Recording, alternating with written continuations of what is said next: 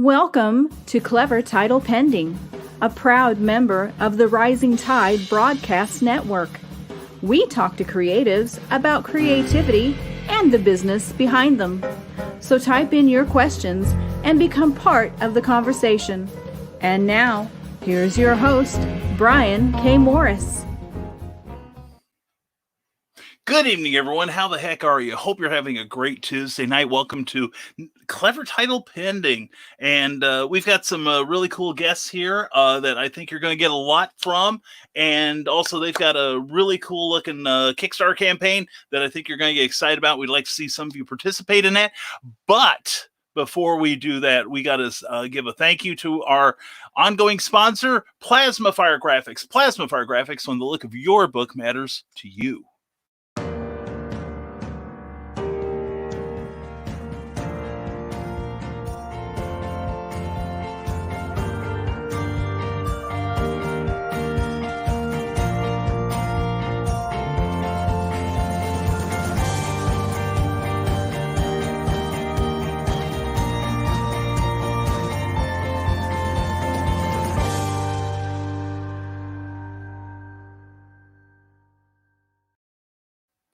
Wasn't that pretty? Well, you know, Jeffrey Hayes can do the same thing for you. He can create a book trailer for you, or he can also do a wraparound book cover, a comic book cover, also the graphics you'll need to sell your products, whatever it is. Jeffrey Hayes and Plasma Fire Graphics can do it for you at indie publisher prices. So check them out at plasmafiregraphics.com. Check out their Facebook, and also check out Amazon. He did the cover to my latest book, Snow Ambition, the fourth in the Snow Short series, created by Bobby Nash.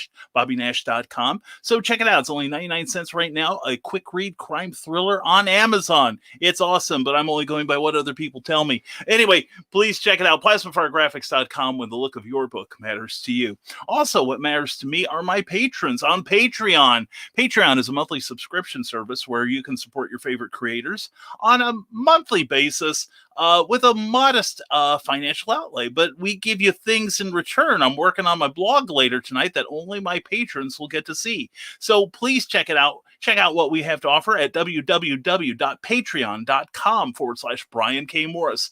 Also, we're a proud part of the Rising Tide Broadcast Network. We've got your entertainment and information covered 7 days a week.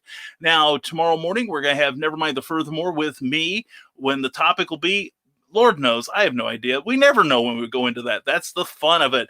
And also tomorrow night at 7 p.m. will be Ted Davies and Glenn B. Fleming on The Truth Mongers, where they'll examine a bit of lore, a bit of conspiracy. Check out the show. It's really intelligent, a lot of fun, and you're going to learn a lot. It's great stuff. And as always, folks, if you're watching us on Facebook, please give this video a like if you enjoy any part of it.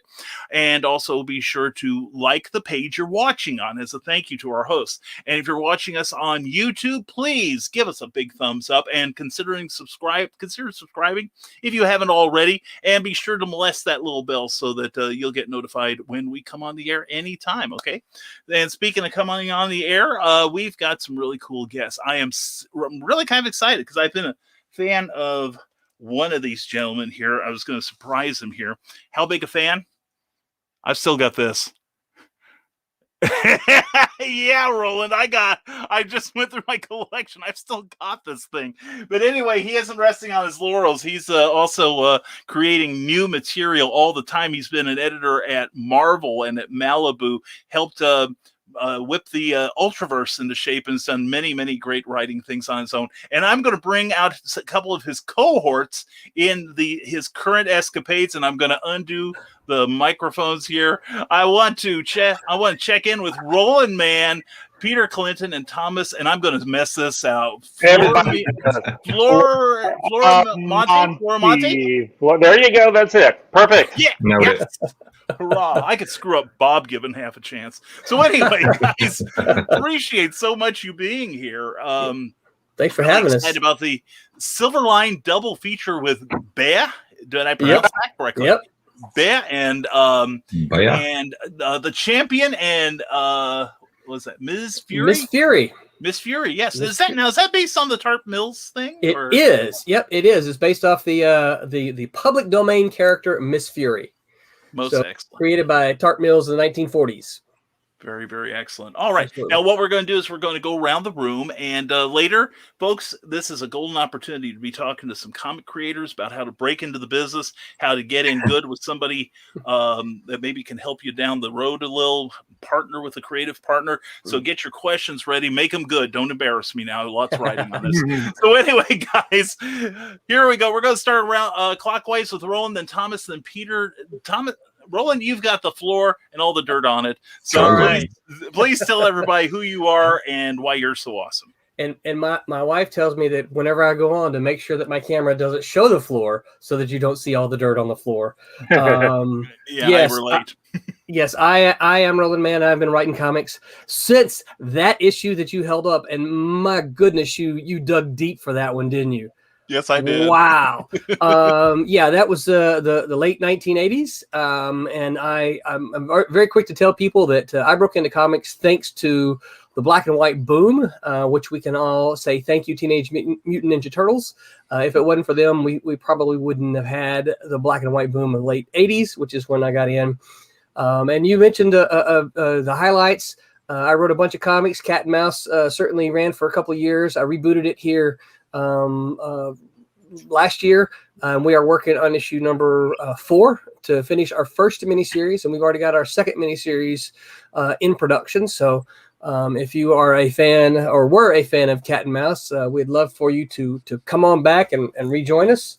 We're telling some exciting stories set in that Cat and Mouse world, which the Kickstarter, the Silverline Team Up, featuring Champion and Miss Fury, is set in that Cat and Mouse world. Now, you don't have to be familiar with Cat and Mouse to understand or to know where you're at. You come in, it's a clean story. You come in, but if you are familiar with Cat and Mouse, then you're going to go like, I recognize, I kind of know what's going on here, right?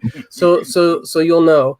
But yeah, I went on to be an editor at Malibu, where I edited Protectors, Dinosaurs for Hire, X-Mutants. And then when the Ultraverse came along, edited about half of those titles: Sludge, Nightman, Strangers, Prototype. And I became a Marvel editor because they bought the company. So I was promoted to line editor and managing editor when that happened. And then, of course, when Marvel declared bankruptcy, around that same time is when they fired about 800 people. And I was just one of those let go. But that's when I relaunched Silverline. Silverline had been in existence in the late 80s as a packager, and because we were young, wasn't sure exactly what we were doing, and when the whole Marvel thing happened, I said, I know how to do this stuff now. So I did relaunch Silverline as a publisher. Published about 13 books in the late 90s. Lost a lot of money because that was the wrong time to start publishing comics. Went and got a degree, started teaching English at the university, and about a decade ago, started doing comics again because I love them, and once they're in your blood, it's really hard to get them out. And then about 2 years ago, at the encouragement of my wife and some of my collaborators on Cat and Mouse, we relaunched Silverline. And it's a completely different show out there now with print on demand. I couldn't have done what I'm doing now if it wasn't for print on demand. If I was still trying to work with the 90s technology, I would just be making comics just for me, just to do it. But thanks to Kablam, who prints all of our books, and the print on demand technology, we're able to do what we're doing. So. And that's what I'm doing now. Most excellent, Roland. Thank you very much. Now, Roland will have to leave close to the top of the hour because he has a teaching gig he's got to do. Yes, right. And he's got a huge commute too. That's right. I go from here to here. I'm tired just looking at it. Anyway, thank you, Roland. Let's go now to Thomas. Thomas, tell everyone who you are and why you are so awesome. Oh, I'm just awesome because I'm me, I think. My name is Thomas Flormonte Jr. I've been doing comics. I broke into I actually looked this up the other day. I had to fill out this questionnaire for somebody, and it turns out the first thing I had published was in 91.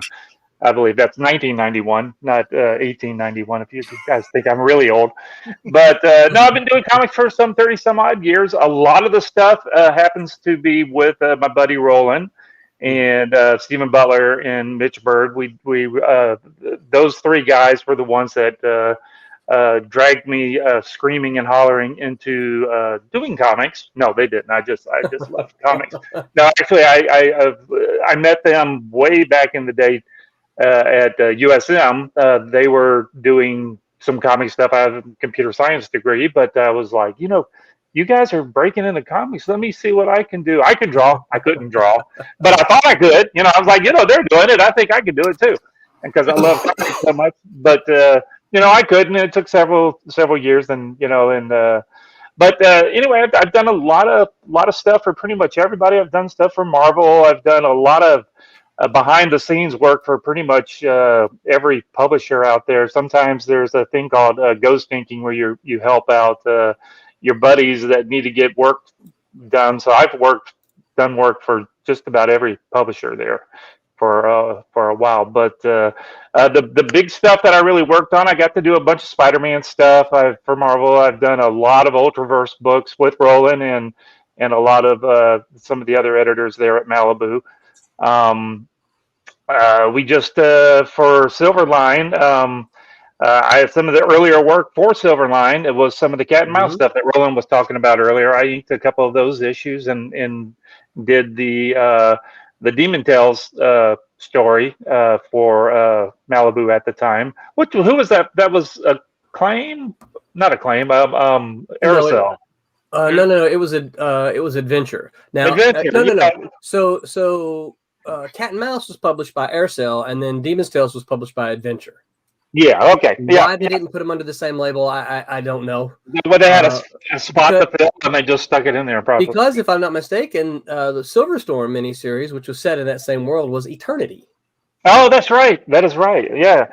But I did a bunch of stuff for pretty much everybody. I've done stuff for Chaos Comics. I've worked just off and on doing a lot of mostly inking, but I'm doing my own penciling and coloring and editing and publishing and all that kind of stuff. I do a lot of my fun, more all-age books under the Inferno Studios. So if you go to infernostudios.com, you'll see all that kind of good stuff. It's more my kid hero-y kind of stuff that I like to do.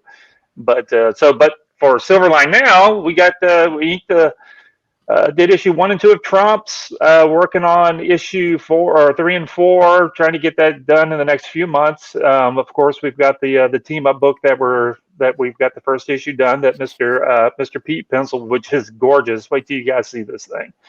Roberta Conroy colored it. Another Malibu alumni. Yeah, God, this book looks so good, guys. You wait till y'all see it. And then I'm also doing Rejects, which is another book for Silverline. And then you guys may remember a guy named Dean Zachary did a bunch of stuff for Malibu and some DC stuff. He's got a book called Silverblade that I'm going to be working on also. So I just never get to sleep. And besides all that stuff, I co-own the printing company Kablam Digital Printing, which we print pretty much every independent comic book that's out there. It seems there's a few people that don't use us. You should use us, but we made it through so far anyway through the plague that came through without any problems, and we're back up and running full steam. And I'm very tired. You should be after all that. Good heavens, that's a lot. So I'll shut up now and pass the ball to Mr. P. There we go. We're going to take Peter and Rob, and I see we have a 5th person has just joined us. We will bring you in after Peter introduces himself. Peter Clinton, introduce yourself and tell everybody how amazing you are. Yeah, well, I hate following those two because they've been making comics since I was in diapers. So, ouch! I've got to follow you. Maybe not diapers. But, last week, right? Aren't you still wearing diapers? I still have to wear them. So yeah, hi guys. I don't have that many hats. I have one hat, and I'm a pencil. I'm a penciler. I draw the comic. I wish I could I wish I could say I've done as much as those guys, but I haven't got around to it just yet. So man, you wear that hat awesomely. I'm coming. Yeah. Yeah, your hat should be bigger, Pete. I'm telling you. I can ink my own stuff. I'm just not allowed. Tommy's better, so I have Tommy. I got a bigger hat, but your hat is just as big. I'm coming to you from London in England, so it's 1 a.m. 20 past 1 in the morning for me. That's how much I love Silverline. I drag myself out of bed for this to promote our Kickstarter and chat to you guys. So I'm the pencil on Silverline Team Up, champion of Miss Fury. I'm a Cube at school, graduate Cube at school in New Jersey. I graduated there in 2020, end of or beginning of COVID. I managed to get out of the country just as everything goes down. I've drawn Silverline Team Up issues 1 and pretty much issue 2, although you won't get to see that for a while yet. I'm drawing issue 4 of Trumps. I'm wrapping up that series at the moment. I've drawn Miss Meow for Merc Magazine. I've drawn some stuff I'm not allowed to talk about yet. Anyone can say that though, can't they? Anyone can say that. I'm just drawing stuff you can't talk about. That sounds good. Yeah, I've got my own series on Instagram called The Last Witchfinder, which I will get back to as soon as I have some more free time. And on Grey Seas, which is on, what's it on? Webtoons. That's it. That's how long it's been since I've added to that, because I forgot what it was on. I can only draw one book at a time, so I can't write a dozen stories or ink a dozen books. I have to draw just the one thing. It's hard for me. It's hard, but we love it. So yeah, that's me. That's me very quickly. I'm sorry, I've only been doing it since not as long. Thank you, Peter. And we are now joined by another member of the Silverline team. Is it Roberta, or do you prefer Roby, or what? Or Robbie, or what?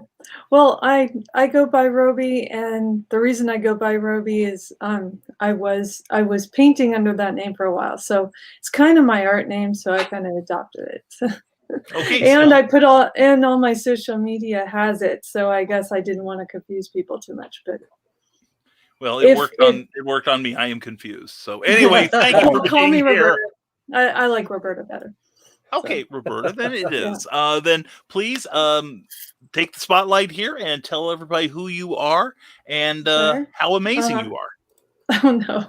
Throw modesty out the window. Well, I was yanked practically out of college to join the coloring team at Malibu Comics in the 90s, and that was absolutely forever ago, but it is what we all came from, and I think we all, kind of have a similar mindset when it comes to how to put a book together and how to get it, out there. So I really have loved reconnecting and starting this new project, because I think the book that we've all put together here, The Champion Miss Fury, is it's really special. And so I'm glad I'm back in it. For most of my day job, I have a graphic design job. So this is kind of, a labor of love. Excellent. Well, thank you all for being here. I genuinely appreciate it. Now we keep mentioning the Ultraverse for the people who weren't alive back then. Put your hand down, Pete. Put your hand down. Yeah. Well, it's one of those things where earlier it was mentioned about wearing diapers. I wear them, but I'm on the other end of the spectrum. See? So I remember this stuff. But Roland, what was the Ultraverse? Please explain what that was. The Ultraverse was basically Malibu's answer for a united superhero universe in the 90s. Image was a new thing at the time, and a lot of the publishers were looking for ways to create a unified world of superheroes, much like Marvel and DC already had. So you had Dark Horse had the Comics Greatest World. I'm trying to think of of course there was Valiant had their line. Defiant had a line. And so the Ultraverse was kind of Malibu's way of saying, hey, you know what? We've been publishing bits and pieces here and there for several years. Let's create a cohesive superhero universe and compete with all of the others. That was the idea. And of course, Image, if you remember their taglines was Image is everything, right? And so the Ultraverse was kind of a push against that, in that it was promoted, and I can't remember if there was a specific tagline, but it was promoted as a story-driven universe as opposed to an image-driven universe. And so the head honchos at Malibu went out and sought out some of the top writers of the day. That's why we ended up with Steve Gerber, who I got to work with, Steve Englehart. We had James Hudnall, James Robinson, and some others. But essentially, Larry Niven, the science fiction writer, Larry Niven. Yep. He was involved. He was kind of our science fiction consultant. And the Ultraverse had months of pre-prep story-wise before even creating the first comic, because what they wanted to do is they wanted to make sure that the universe was cohesive from a story point of view. And even though each of the writers kind of had their own, they had their own comics and the titles they were going to do, they wanted the world to be cohesive and all to make sense, much like a Marvel. And that was kind of the model. And I think one of we did television, advertisements, which you can find those on YouTube, which I encourage everyone to go look at. To my knowledge, the very first comic publisher national television advertisements ever. Right. And one of the things said, you couldn't be here in the 40s for that super guy and that in the 60s for that spider guy, but you can be here now for the Ultraverse, right? And so that was a big push with the Ultraverse in the 90s, and it worked. Yeah. And now eventually that wound up being bought by Marvel Comics. Yes, correct. Yeah. Right. Yeah. Wound up being bought by Marvel, and of course, the late 90s. A lot of people want to blame Marvel for all kinds of stuff, but the late 90s it was a terrible time for comics in general. It was we had the boom of the early 90s in which there was so much money in comics, and then the crash in the late 90s. Pete's like, I wish I wasn't in diapers then. Timing. But yeah, and then the crash of the late 90s, which is when so many publishers just went out of business because they couldn't make it.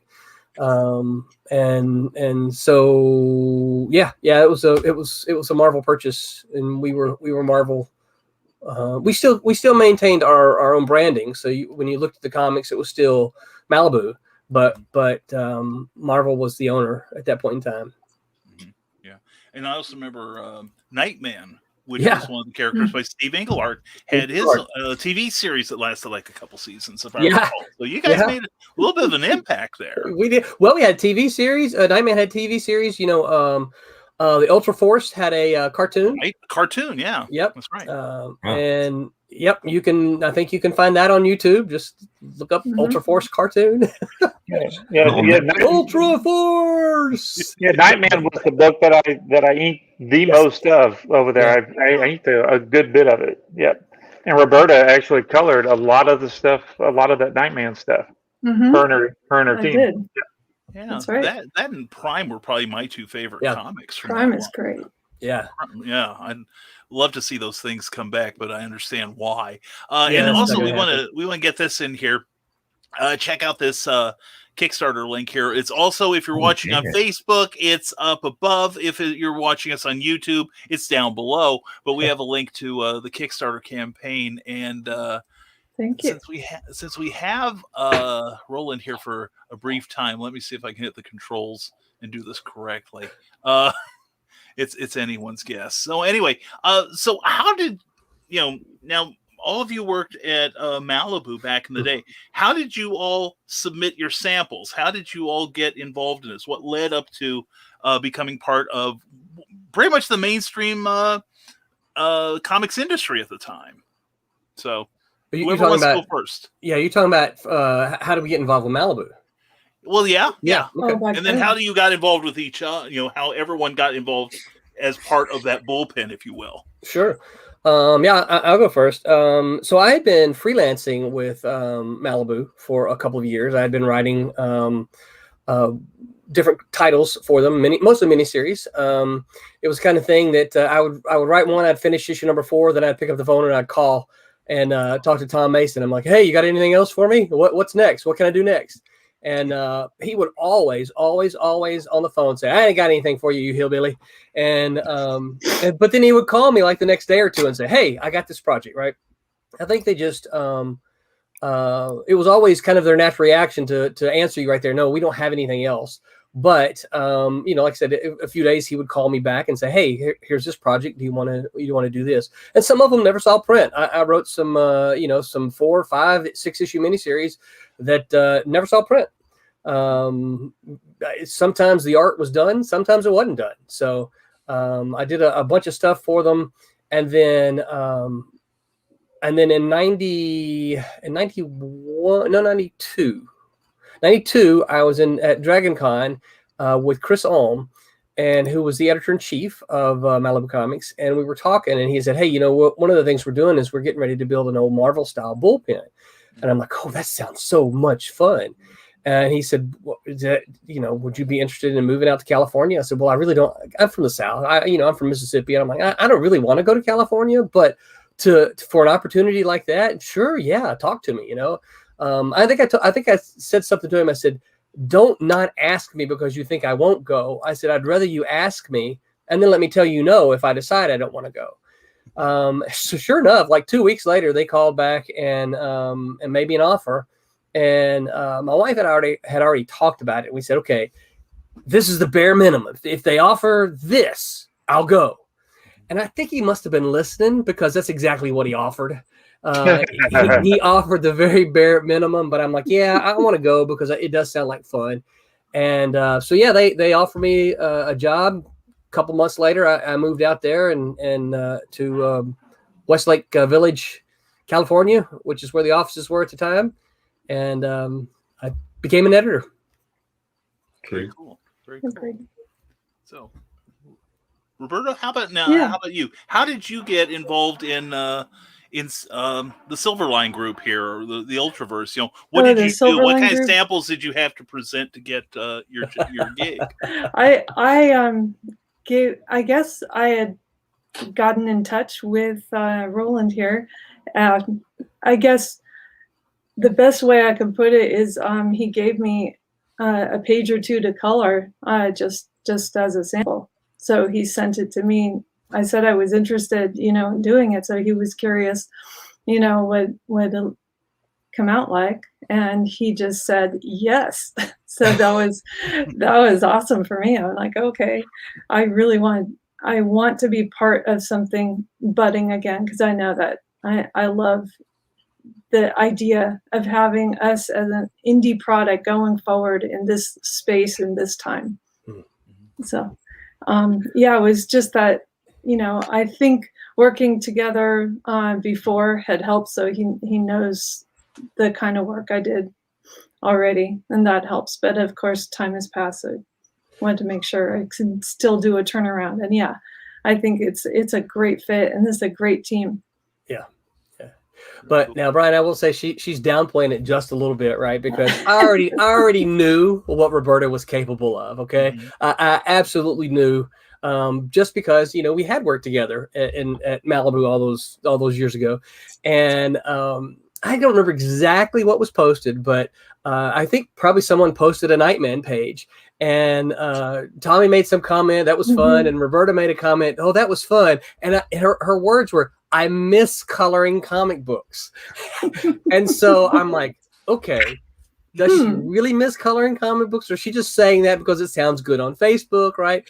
And so I grabbed that comment and I sent her a message. I said, so do you really miss coloring comic books, or are you just saying that? She goes, no, I really do. And so I'm like, here. Which is why you have to be careful what you say on social media. You take no other lesson away from tonight. See what you get yourself into, right? Exactly. Exactly. No, it looks good. And after this question, we will look at the Silverline double feature that's on Kickstarter right now. Ooh. And yeah, we're warming up to it now. We're going to make everyone Ooh. love you first. So, Peter Clinton, how about you? How did you get involved? How did I get dragged into Silverline? I love this story. I tell you there what. goes demonetization. Okay. So I was at the Cubit School, and a fellow student of mine who had graduated the year before, who I'd lived with, was drawing is drawing Cat and Mouse, Alex Gallimore. And I mean, I don't know what conversation he and Roland had, but I know Alex contacted me and said, "Hey, these guys are they're pretty cool to work with, and they're on the lookout for artists. Would you be interested?" And of course, you know, I'm not graduated yet, so I'm like, "Yeah, sure, I'll work. That's fine. It'd be nice to have a job coming out of college straight away, drawing a book." So I think he passed Roland my details, and Roland eventually got in touch, and he said to me, "Hey, do you want to be rich?" And yeah, that sounds okay. How rich? He said, no, really rich. And he said, all you got to do is draw me one book and you'll be rich. I said, fine. And that was the end of that conversation. Making all your dreams come true. And yeah, I put in my order for the Ferrari off the back of this Kickstarter. I know we're gonna. I'm not gonna have to hand that one back. That's fine. Yeah, the ashtray's full. Just trade it in. I understand. Wow, I feel like you guys are too good to talk to me. But anyway, Thomas, how about you? How did you get involved in this crew? Were you promised wealth or immortality or what? You know, I knew there wasn't going to be any money. I just wanted to have fun. No. A lot cheaper. He was Del Taco. Yeah, that's right. I was promised some dessert over at the fast food. No. Roland and I go back a long way, and even when he started doing the cat and mouse stuff, this latest cat and mouse stuff. I live in Orlando. Roland lives in Orlando now. We all kind of moved from Mississippi down here. We're all buddies from Mississippi, so we've all been friends for Roland and I have been friends for a long time, and I think this latest incarnation of doing stuff for Roland, I think we were at a show because see, I do my own books too. Besides, and I do some other stuff for other people. But I think we were at a show a year and a half or 2 years ago, and I'm like, Roland, find me something to eat. I think that's what I said. I looked at him and I'm like, I want to eat something, and he's like, what do you want to eat? And I'm like, I don't care, just find me something. I don't care. Find me something to eat. And so a day or so later, or I think he already had something in mind, but a day or so later he said, here, look at these pencils. Do you like them? And I go, yeah, let's do it. That was it. That's not really all it is. And you got to remember, I've been doing this for a while. And like I said, with the Kablam, you know, I have I even though I'm not doing as much. You remember back in the day, I was inking 2 or 3 comics a month. I was doing a lot of work. I was doing a lot of stuff, and I kind of took off a little bit, and then we started up Kablam digital printing, and that keeps me busy. But you know, I still did my own Kid Hero stuff, all my little fun stuff that I just to keep me going to shows and selling stuff. I still some of the books that I did back in the 90s, I still do now. The Zomboy Kid Hero and all that kind of stuff. And it was just at a show. I said, hey, let's do. And then all of a sudden, I started inking it, and it was looking the ink just kept flying. And then it kept going. And then I built my. We were like, well, let's not overwhelm you too much. And then I got my speed back up because, like I said, I was inking 2 or 3 pages a day. Good quality pages, not just pooping out the pages. I was doing good, really doing. And so, I get my speed back up. Now I can't ink as nearly as much as I could back then because I do have a 30-hour a day job. But and then so I try to still do 3 or 4 pages a week. As much as I can. I come home. That's why I'm doing everything digitally now. It's a whole lot easier than doing it on paper.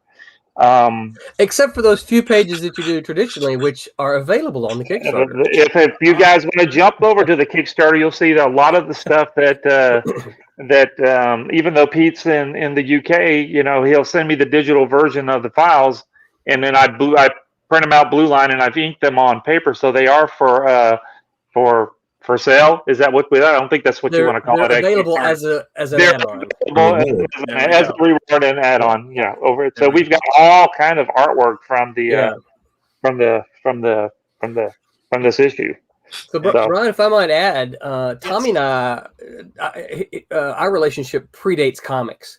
So yes. I knew Tommy because we kind of hung out in the same geeky circles there in college, right? I knew Tommy before either of us were involved in comics at all. We were playing role-playing games before. Yes. We played. The craziest story is we had this. I mean, I don't even know how we passed college. Is all the games that we were playing instead of doing. I don't know either. But we were we all hung out with the same group. But I played superhero role-playing games with a slightly different group, yeah.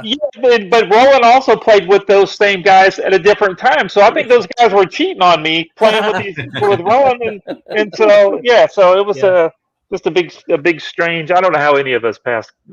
But here's the other thing, Brian. His business partner at Kablam. We're all asleep together apparently. So I've known Barry since I was in 6th grade. Barry and I have been friends. He's probably, I've probably known Barry longer than any person I still currently have a relationship with at all. All of our group is just somehow or another just mixed together. Yeah, it's really weird, isn't it? Yeah. That's cool. That's cool. Thomas, which game did you play? Superhero game? I gotta know. We played a version of V&V with champions mixed together with some GURP superhero. I played Super World. We kind of took what we liked about all of the different games and I like this rule. I don't like this rule. I like it, and grouped them all together and made our own kind of version of the stuff. And of course that would lead to fights saying, well, if we were doing the V&V rules, when I punched the guy, he would have flew back a lot further than the champions. Where you get about 10 minutes of play in, and then the rest of the evening is arguing over the rules. Been there. I own 5.5 pounds of dice, trust me. So anyway, we have teased this long enough, folks. Check out that address at the bottom of your screen, but let's get this in while we've got everyone here.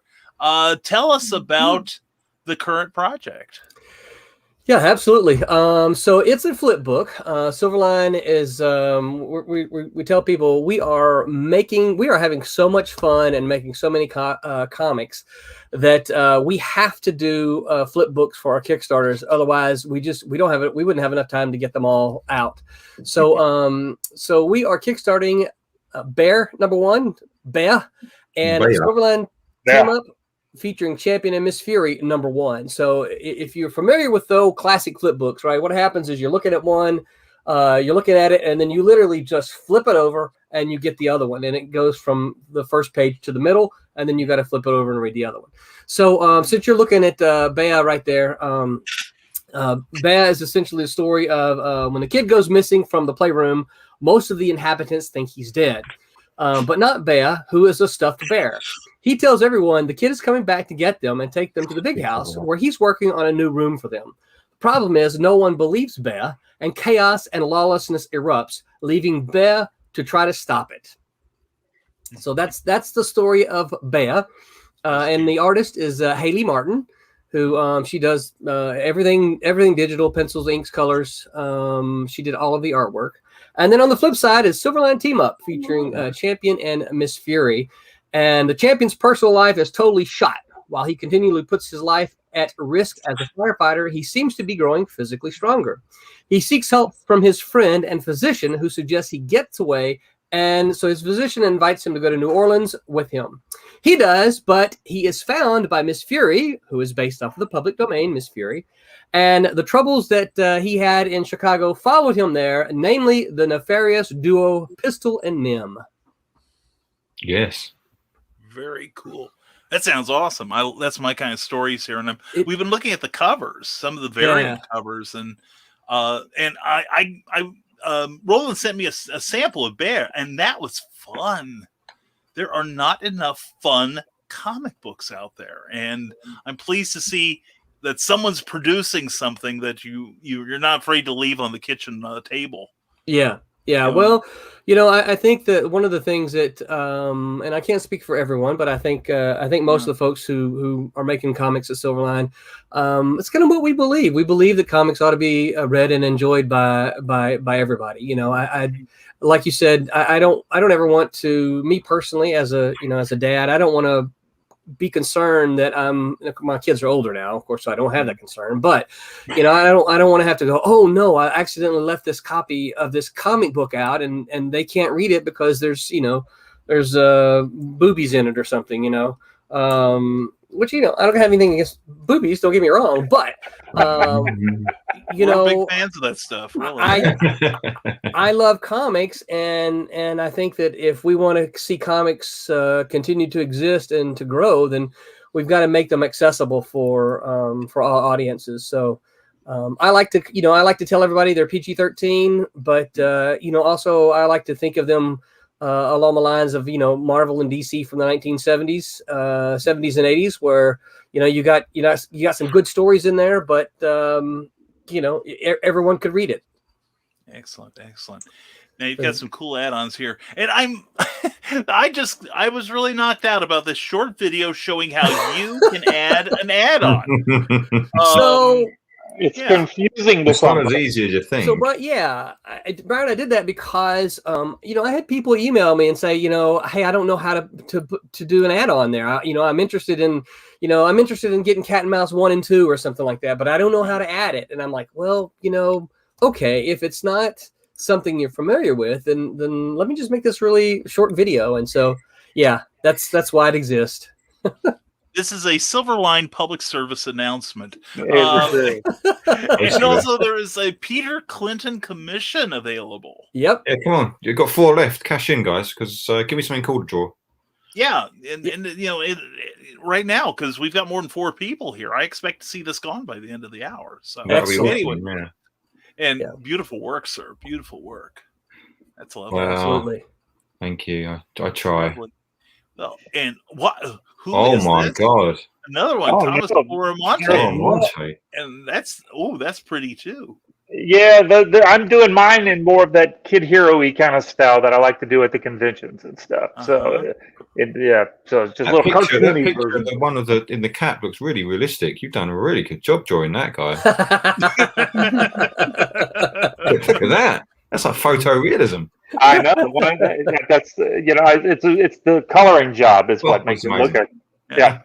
Feel the love. And you can also get Haley Martin, the artist of Bear, doing some really sweet looking work there, or more original art, and all kinds of original art. Folks, if you haven't seen original art, if you just see what's printed in comics, really there's no comparison. No. Original art is lovely. Oh, that's nice. This is nice stuff. Yeah. I don't know how it's coming across on everyone's screen, but I'm having a good time, and really, what else does it matter?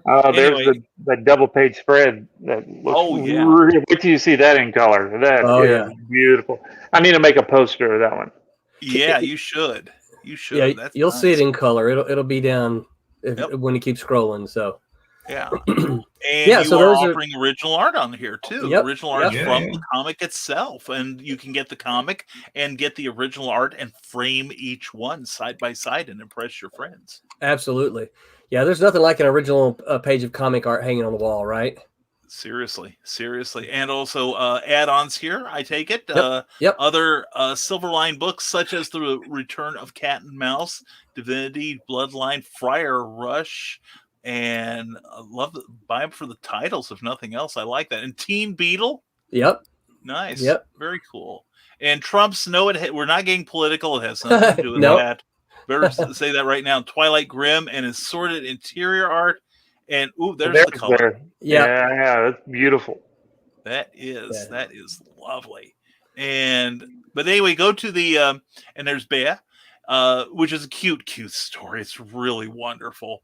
And there is the creative team down there and more stuff, risks and challenges. Well, what you're risking, folks, is the scorn of your peers if you don't get this book. So That's right. Yeah. So if you want to be made fun of for the rest of your life, fine. Ignore the public service announcement we're doing here. Cool. But anyway, let's real fast. Let's say hello to some of the people that have tuned in tonight. Teresa Dunn, Carl Witzman, Willow Schuyler, and Donna Carly, Carlene, Ace Bonnie, Ryan Permis, and we'll get to your questions later on. Grant Lankard, glad to have you here. And let's see. And Ace Bonnie, no, we're not going to have the buzz tomorrow if I can help it. We had a wasp get loose on my morning show yesterday. Oh no. 6 minutes of dead air and almost one dead host. But anyway, Michaela Jade, glad you're here. And Rising Tide Publications, we're always glad you're here. Buy their books, available on Amazon. # always promote. And now this one looks a little suspect. I don't think we're going to read that one. Yeah. And Hey, I know that guy. I don't know who that is. That guy keeps following us around. I don't know who that is. Him and me now, we're tight. We're tight like that. But anyway, and Joe Dog McKeel, Anthony Bouveau, glad you guys are here. And we'll have some questions from these wonderful people later on. And Dan Hollifield, always a pleasure.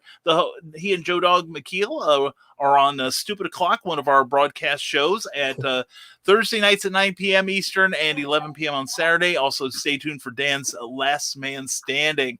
And Cindy Kep, who is an author herself, CKOEPP.com. Check out her newsletter. What do cats like to eat on a hot day? A mice cream cone. She likes to give jokes. I know, but we love her. And she has some questions here. Let's see. Here we go. Here's one for all of you. I think this is probably something we've all gotten. What is the worst creator advice you've ever been given? Pete laughed. You go first. I don't know if I don't know yet. I don't know yet if I've been given. Really right. Yeah. Still too young in your career, right? Yeah. Perhaps. I'm just trying to think. While Pete's thinking, I'll tell you the worst creator advice I've ever been given is don't do that. Don't try that. Mm-hmm. When I believe you might fail, but if you've got an idea to do something, you should try it. Because guess what? You might not fail. And I remember being told a few times, don't do that. Don't do that. It's not going to work. Don't do that. And you know what? It may not work. There are still things that I'm toying around with that people still tell me, yeah, don't do that. Don't do that. But I don't know. I think when you've got an idea that you believe in and that you think can work, unless it's going to cost you the relationship of your entire family and everybody you might as well give it a shot. Try it, because you just never know. But yeah, that was the worst advice I've ever been given. Don't do that. Don't do that. I can't. That's really, really hard. I can think of all the good things that I've been given, but the worst. Golly, that is so hard. Because luckily for me, I've always had the ability to just absorb all of this advice that people have given me, the good stuff and the bad stuff, and I just kind of disregard. I just kind of I pick. I go, this is good. This is not so good. I don't care about that idea. This is a great idea. So, golly, it's just it's really hard to. I'm trying to think. Let me keep thinking. Let me think. Yeah, no, I've been given. Especially at the beginning when trying to break in, you get all this advice from different people, besides like what Roland's saying, why you want to do that? Quit, that kind of thing. Don't listen to the haters, right? Right. But I'll come up with something. Let me think. I know Roberta's got one. Don't use that color red, Roberta, because it doesn't go. How do you make a light? How do you make a highlight in red that doesn't turn out to be pink? Go, tell us. Yeah, right. Well, you can. It's very easy to make a highlight that doesn't turn out to be pink when you throw a different color in it. Oh, that's what I'm doing wrong. That's what So I'm doing always wrong. have a colored light. Yes, she told you. I guess so. There you go.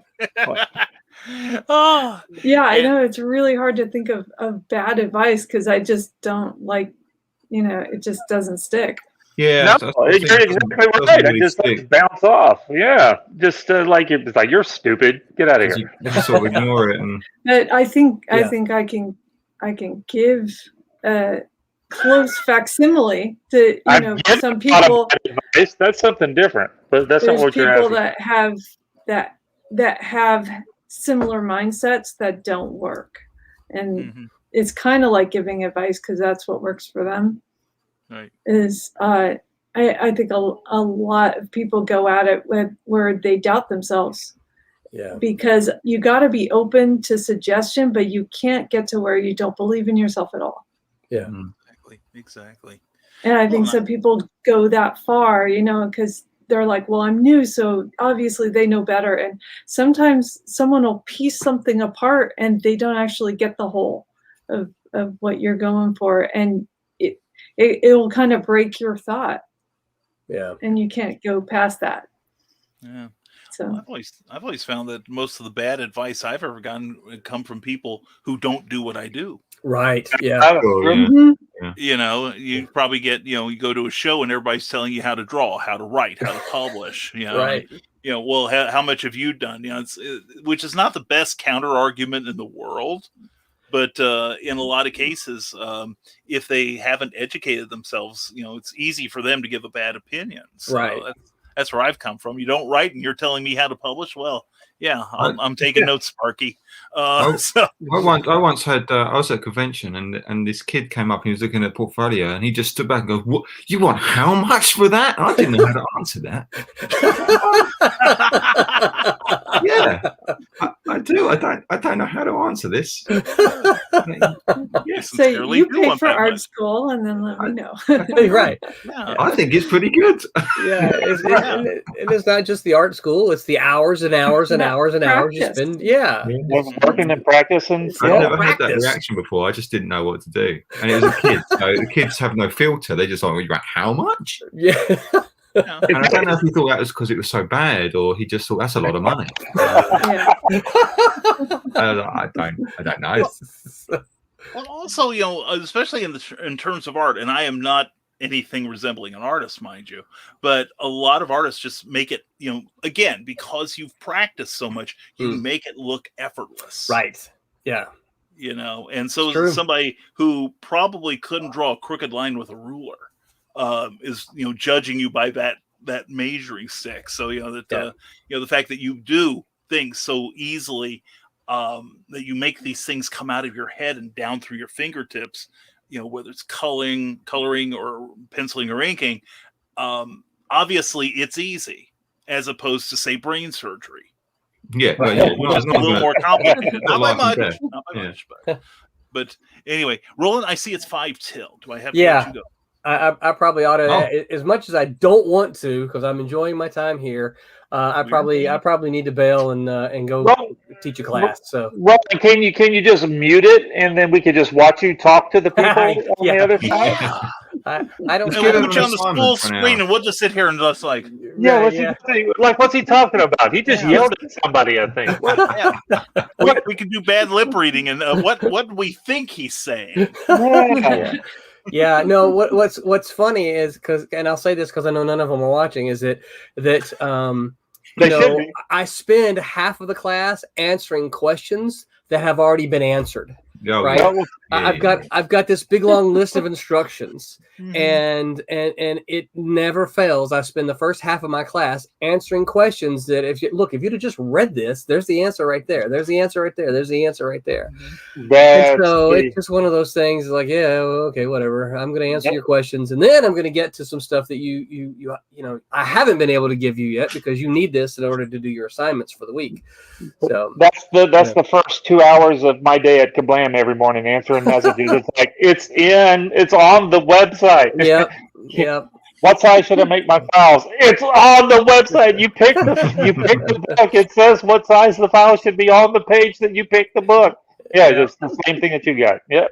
So Brian, thanks for having us on. I'm going to leave you in the capable hands of these guys because they are super capable. I lucked out when these guys. This is my art team right here, and they make the Silverline Team Up book look so good. And I think that when you back it.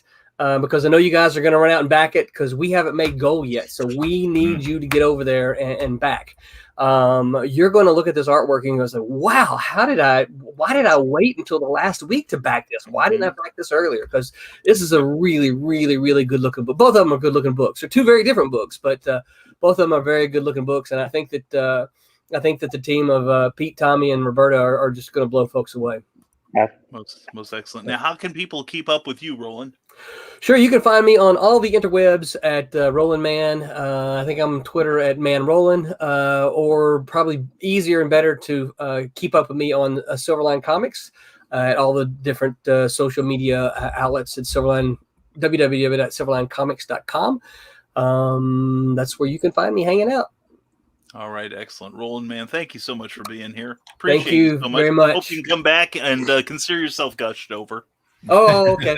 Listen, I'm happy to come back. I think it was one thing I told you when you and I talked once before. You get me talking about comic books, and you got to shut me up. That's what this show is for, buddy. Excellent. All right. Well, good night. See y'all later. Thank you, Roland. Have a good night, man. Thanks, Roland. Take care. Now we can. All right, now the dirt. Now the dirt. Okay. Yeah. Now Exactly. Oh. Yeah. All right, now we'll tell you how I really met Roland. It's when we went to Mardi Gras one time. Well, it sounds like when people ask my wife and myself, they ask her, well, how'd you two meet? And I say, she found me in the street. I belong to anyone for the price of a drink.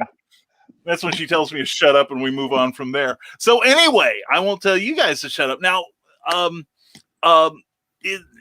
is Silverline your full-time gigs, all of you? Now, I know, Thomas, you got Kablam going on. But, like, Peter and Roberta, do you guys have, like, other things you're doing? I have a day job, and that was one of the things that was a catching point with this is I really want to do comics, but I don't have, that kind of time. Yeah. I wouldn't be able to get something off the ground anyway. Not that way. So I am happy that this is something that I'm able to push in every mode of sleep I've got and get it working. And I have enough hours to do it. And so it's important to find enough of a balance, to be able to have the creative side come out. Because, just sticking with the day job, you lose that part of you a little bit. That's true. Peter, what about you? I desperately want to say yes. It's my only thing I do all day, but I have to have a part-time job as well. So I teach part-time, so that gives me enough time to draw and make a bit of extra money. There aren't that many comic book artists or creators that can solely just do comics. Unfortunately, it doesn't pay that much. So most will teach part-time, usually art or something like that, just to make the ends meet. But yes, we all live with that dream that one day we just sit at a table all day and draw. I'm on school holidays at the moment, so yes, I do that all day now. But September rolls around, I'll have to go back to do some actual work with the kids. Very cool. Now, what are some of your artistic influences? Who did you study early on when you decided to follow your creative muses? Oh, that's I'll show you. So this book is the greatest book ever made. Yes. How to Draw Comics the Marvel Way. Right. I used to when I was a kid, this is the best Christmas present I ever got. I used to just try and copy all these. I just try and copy them over and over and over. So that actually, whilst I grew up reading comics in the mid to late 90s, so Jim Lee, the Cuberts, Michael Turner, All My Heroes, that book, and John Buscema, they really were the ones that set me off. I just wanted to draw comics. I just want to draw cool things. So yeah, that was the biggest influence on me, really. Yeah. Well, as a writer, that was a huge influence on me as well, because there were 2 pages in there that showed how to show dynamic characters who were dressed like normal people. Yeah. And a lot of writers, or a lot of artists rather, that I've found, you tell them 2 people are in a room, but they don't pay attention to body language. And I think that's what separates talking heads from an actual exciting comic page, even when you have people in business suits yakking at each other. Or expressions. As the artist, you're you're the actor and director and the lighting guy and the set manager. Make it interesting. Photographer. Yeah. It has to be dynamic, because as I've been told, some good advice I got was cool makes money. If it's cool, it'll sell. If it's boring, people are just going to pass it by. So try to make my stuff as dynamic as possible and interesting to look at because of that book, really. Yeah. Great choice. Thomas, Roberta, how about you? What are your influences? Who are your influences, I should say? As far as inking goes, I really, and these guys have heard me ramble on about this for all the time, but all the new folks, I really like a nice, clean, dynamic ink line. So, I was really heavily influenced by all of the Spider-Man stuff, the early Spider-Man stuff, but the Bob McClone, I guess, I like really nice, clean ink. So just all that earlier Spider-Man stuff. That's where I got my style from. Now, when I do my own little pencil and things, it's just super cartoony, Peanuts, strips, the comic strips, and all that kind of stuff. So, but I mean, if people jump over to the Kickstarter, you'll see the ink stuff in there with the pages where where you can see all the inks and stuff. My line is really nice, dynamic, clean, and like Pete says, it's real. It's whatever. My job is to make the pencils look cool. Make it read right, make it look good. I get the line weights in the right spot. Try to embellish what the penciler is doing without changing what the penciler. My job wasn't to pencil the book. My job was to redraw. Well, I don't want to say redraw because that makes the pencilers mad. But to I didn't redraw anything. I didn't redraw. I promise I didn't change any of that stuff you drew.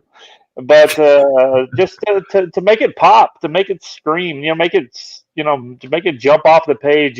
Put the different thicknesses, so you got the background to the middle, to the foreground, and all that. It's just my job is to make it so it can print, that kind of stuff. Something that will hopefully influence the whoever's coloring it at the time, which is Miss Roberta, and I think basically what he's saying is if you don't like the book, it's Tommy's fault. Oh no! If you do like the book, then it's down for me. If you do like it, it's me. Sure. The pay-per-view will be starting in 10 minutes. The flaming barbed wire death match will begin soon between. Yeah. Well, the thing is, somebody pointed out years ago that you really do see the ink. In most cases, except if it's shot from the pencils, but you need the pencils, of course, to guide where the anchor is going. Roberta, I'm sorry if I started. Oh, I was just saying you want to make sure that the colorist doesn't overwhelm the ink also, because there's so much that you can think past the artist. So you want to think with the artist. And I think that's one of the big draws for me is that it's kind of like you have to kind of mind meld all these people together, and how we see the story has to be together. Yeah, comics it's not my book. It's not Pete's book. Real team things, isn't it? Yeah. Mm-hmm. Well, that's the thing is, just looking at the art that I've seen here, it looks like a wonderful collaborative effort. Seriously, because like I admit the coloring's a bugaboo of mine. It's like we've got computer coloring. Why are a lot of mainstream colorists only doing like navy, dark brown, and like mud you know, and mud and mud. yeah, mud and mud and mud. You know, we got 28 billion colors, and we only use those 3. So, Well, I think it was kind of funny when we started at Malibu, we were really refining that process very seriously. And yeah, I think one of the bigger things that we worked with is like, well, we have the black for the line art. Let's take CMYK plates and not use the black. Right. Mix every color as if it doesn't exist. And if you start thinking that way, being able to continue to mix your shades in that way, you know, you can get pretty dark without having to worry about that, just working with the complementary colors and having that give you the guides. And I think that, you know, that's helped a lot in terms of keeping things cleaner and brighter. good. You see, Pete, I think Roberta's the only one that knows what she's talking about. We're just making it up. Look, you and I just I'm just making it our up. way through this. We've got no idea. I have no clue. Yeah, that's right. Roberta's It all just comes making together it up. once Roberta gets the colours on it. But it we all looks printed good. it Oh there. yeah, that worked out. Oh, We did that. We did a thing.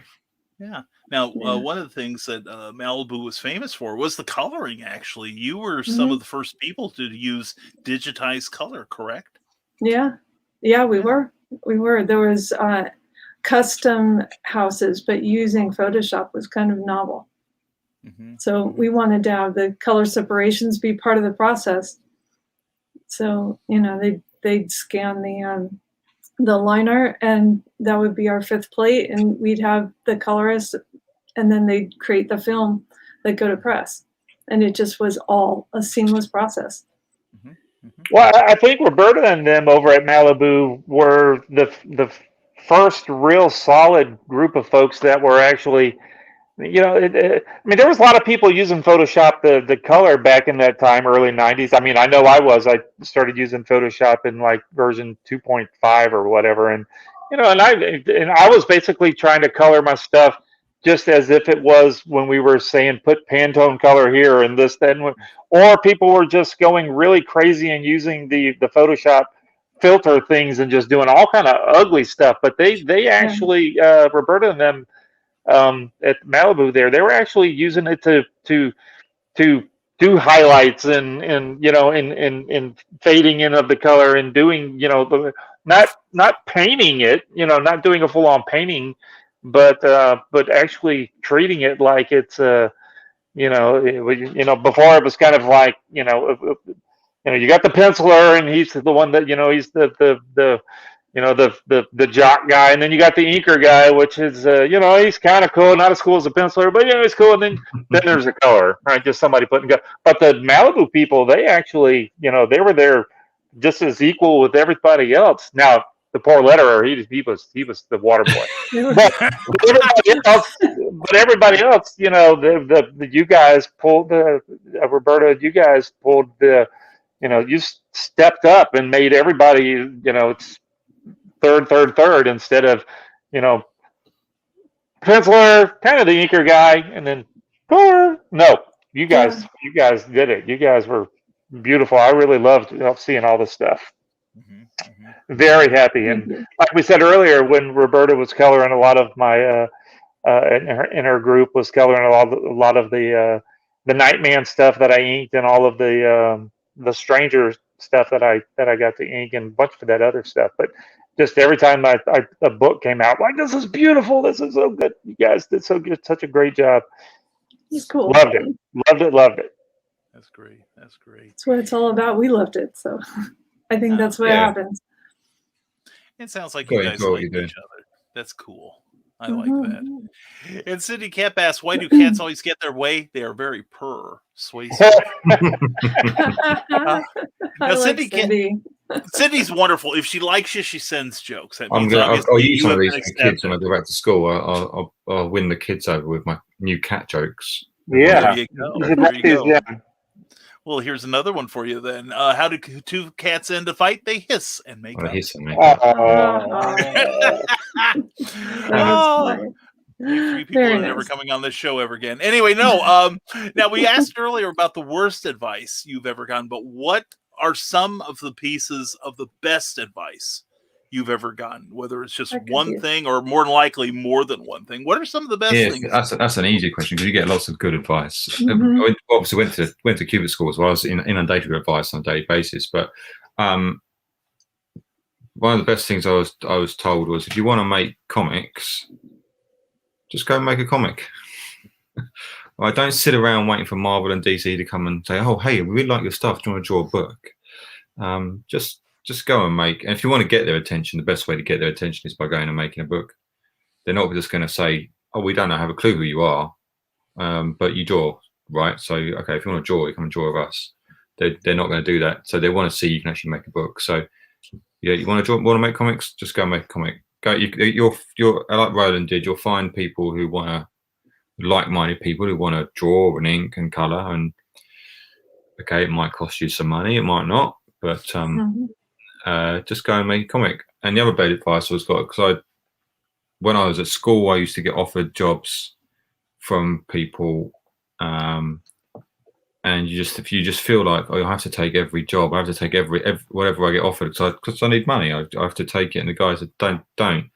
If you're not interested in it, you're not going to enjoy drawing it. And if you're not going to enjoy drawing it, you're just not going to give it your best shot, and it will just end up looking rubbish. So just work on stuff that you find interesting, and you enjoy. Don't waste time thinking you've got to do something because I've got to draw something. Just focus on like we do. Have fun with what you're doing. Make sure you enjoy doing it. If you're not enjoying it, don't bother. Life's too short. Very good. Yeah, I think dovetail to that is you have to think what you're doing is cool. You have to love it. You know, if you're working for somebody else, make it in that you have to picture yourself going around with this in your portfolio. Yeah. You know, so like if you don't love it, you're not gonna see yourself in it either. You know, and the other bit of advice is there really isn't a shortcut. You can't like have the magic book and learn how to draw. You have to put the hours in and trust yourself that you love this, and that's what's motivating you. It's that heart, and that comes out, I think. Yeah. Thomas, how about you? I think my key when it all of a sudden it just clicked in my head as far as being an inker anyway. I did all the practice and trying to get. I knew what kind of inker I wanted to be. I knew I wanted to be a really smooth, slick. Like I said, I keep calling it a dynamic line. I don't mind. You can ask, Pete and all the rest of them. I don't mind throwing down a big fat line on stuff. I'll make it look, I'll make it sing. I'll make it look good. But I don't. I like the big, nice lines and all that kind of stuff. I mean, I'll still do all the scratchy stuff and then all of the dark, gritty things and and a cross hatching, out the wazoo if that's what it calls for. But my key for me, I practiced and was getting nice and smooth and all this kind of stuff, and I had a penciler friend or an inker friend that I was doing background stuff for, and not name dropping. You may know Jimmy Palmiotti. I don't know if you guys have heard of Jimmy. He was one that took me in at the very beginning. I did lots and lots of background stuff for him. There in the 90s, there probably wasn't a book that he was doing that if you didn't see it, you probably, or if you look close enough, you could see me putting my initials in the background and stuff because I was sneaking my name in and stuff. But he saw that I was having an issue. There was just something I was doing something just wasn't right. And basically he said, he told me to take he couldn't see what I was, or where my problem was. And he, why it just didn't look right. It looked good, but it just, something wasn't right. And he told me to just take a comic that you like. And I just happened to take a I don't remember. It was some X-Men book, and it was one of the Scott Williams inked books. And not that he does the crazy cross hatching and all that beautiful stuff. I always love this stuff. But he said just take one of his pages, take a book to go to Kinko's, even though they didn't want you to do it, and go blow it up to 11 by 17. I don't know if everybody knows, a lot of the times we do comics traditionally at 11 by 17 on the big boards. And so I blew it up, and then Jimmy said, just take you some tracing paper and take 4 or 5 pages and just ink what he drew or ink what he inked. Convert it to grayscale. Make it black and white. Don't make a color copy. Make a black and white copy and just ink over his stuff. And within a page, I saw what I was putting the line weights in the wrong spot, and all of a sudden it just clicked, and I'm like, oh, the weight of the line needs to be here and not where I was doing. I was kind of doing everything backwards for whatever reason, even though I was getting nice clean inks, it just looked funky. And all of a sudden I started doing it, and then a day or so later I sent Jimmy some samples, and he goes, you got it. And then about a week later I started getting work.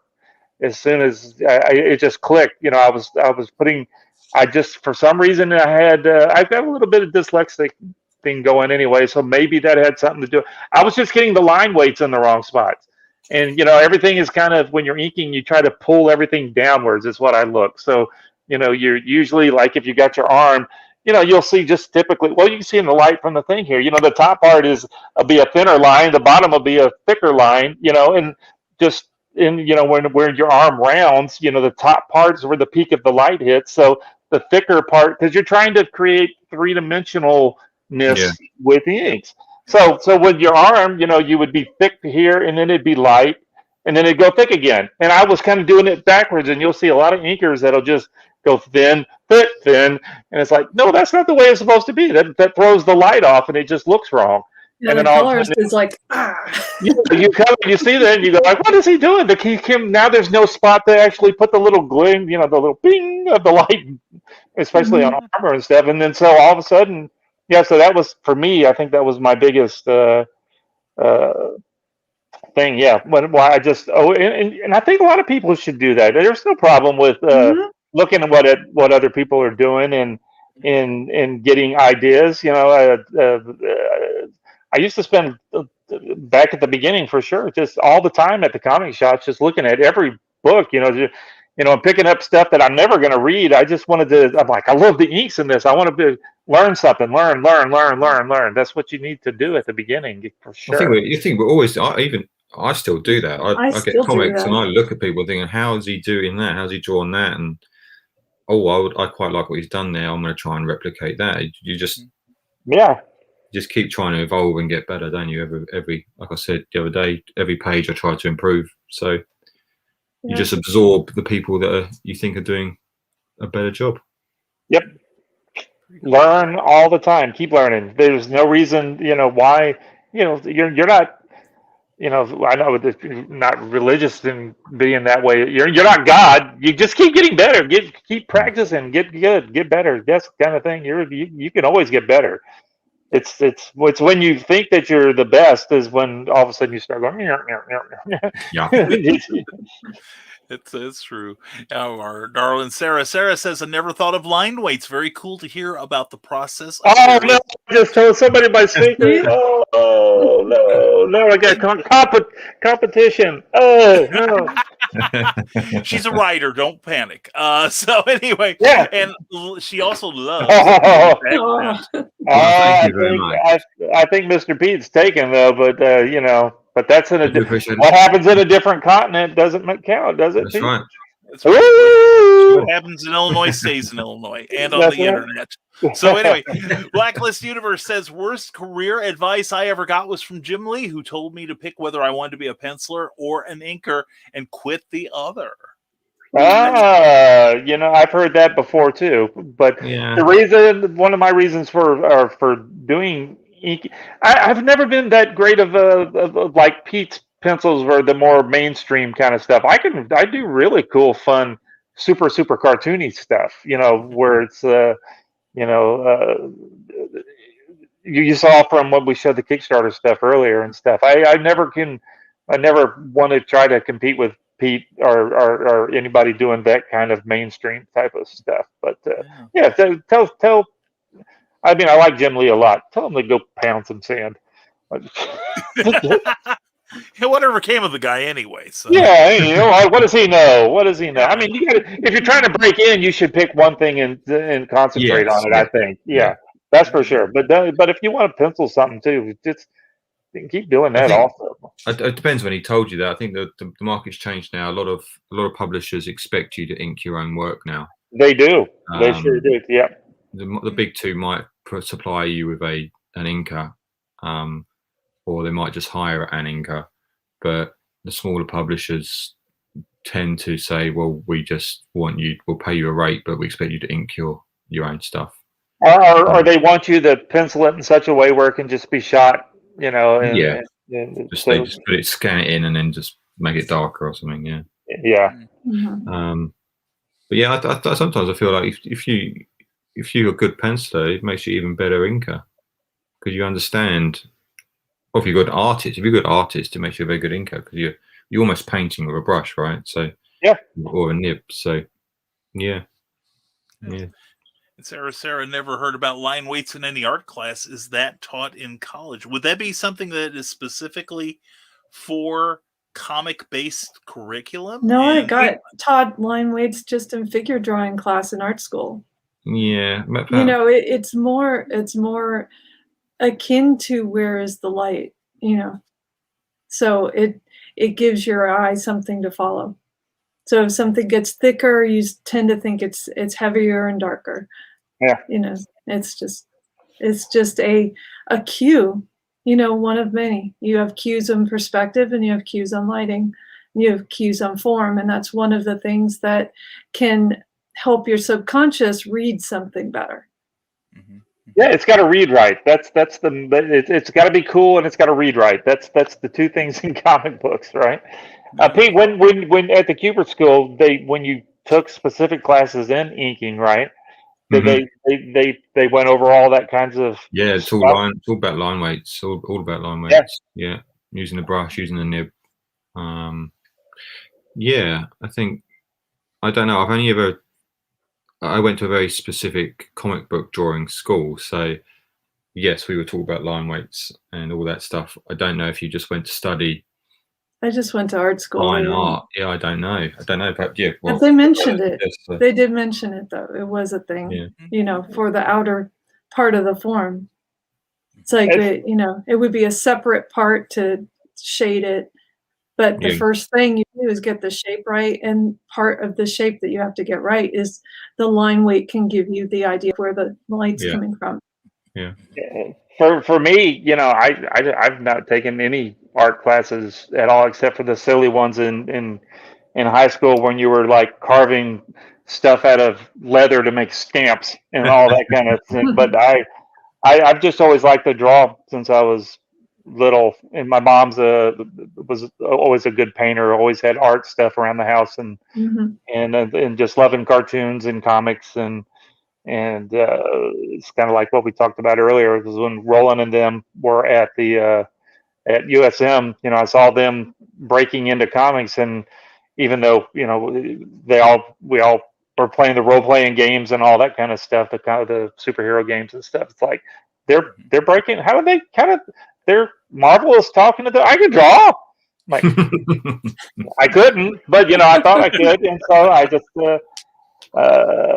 just taught myself. So you know, luckily for me, I had a lot of people like I was talking about Roland and Stephen Butler. I'm sure you're familiar with Stephen Butler and Mitch Bird, and they helped me out, and Jimmy Palmiotti and some others helped me a lot at the beginning. They saw that you know, I'm sure they wouldn't have helped me if they didn't think that I could do the work. But you know, I was able to. So you know, getting a computer science degree and then start drawing comic books. So my parents weren't all that happy. So let's. Oh, that's cool. Sarah says something so small can have such a big impact. Yeah. Yeah. In fact, there are a lot of magazines out now, Sarah, like from Tomorrows, TWOMORROWS, that reprint a lot of original comic book art in the black and white. Yeah, Yeah, you love seeing that stuff. Oh yeah, who here buys the Kirby collector and looks at the uninked pages? I've got a comic book shop that I go to when I go back to Mississippi, and they get all those books. So I look at him; those are expensive. Those books, those big books. Are you talking about the big ones? books? Yeah, yeah. They're Even so the magazines, nice. though, like the Kirby collector has, Kirby art, and look those up. Back issue. Mm-hmm. Full disclosure: I used to work for Tomorrows. Anyway, I'm willing to pimp for them a little. They're good. They are. They really are. Sarah says, now I'm going to have to go through my comic books and notice the awesome, art Sarah. perspective. Yeah. Yep. You'll notice it in the Silverline team up and Bear, I'm sure. Just go back that and you'll get your good reference. Yeah, you need to get that flip book. It's got plenty of good inking and all that. That's true. Great coloring, great penciling. I'll vouch for each. You got to check that out. You should check that out. Yeah. Lots of fire trucks and lots of flames. There you go. Oh yeah, hitting each other. This is good stuff. Yeah, and you see the address down at the bottom of your screen, people, and also it's in the link. Especially if you're on Facebook, let's go to Facebook. Right, endorsed by Rising Tide Publications. That's my. I know this stuff.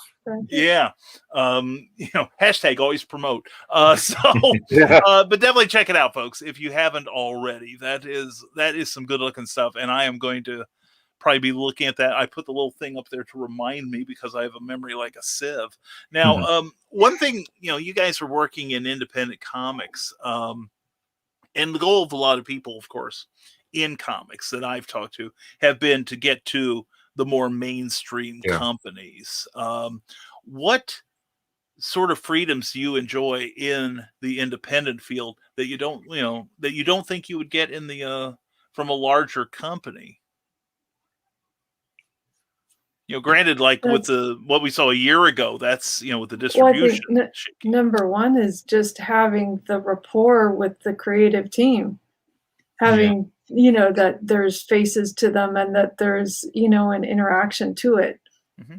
I think that makes things come together quicker because you actually have a very clear point of view. I think everything's in a vacuum in the bigger publishing. Yeah, I guess Roberto and Tommy know better. They've actually worked for larger publishers. All I've done is sample pages, so I don't know. Like Roberto says, I get the feeling that you have an editor at a large company who just asks you to do the pages. You send them and you might not hear anything back. He'll go and skip the ink or the colours.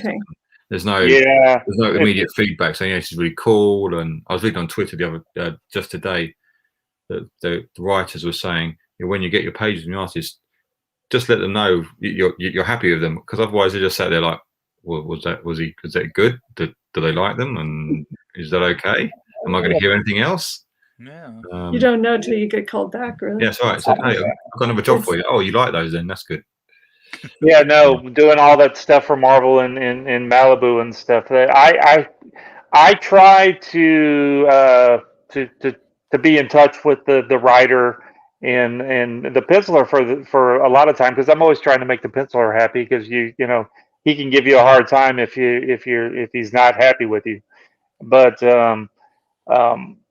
yeah, it's the difference between those guys and when we're doing the Silverline stuff. Whatever book that we're working on over at Silverline, we start up a Facebook group of just us, right? So and as we're doing the pages, we drop them in there so everybody can see what everybody's working on. And if Pete's like, Thomas, you drew that building, but that was actually a boy.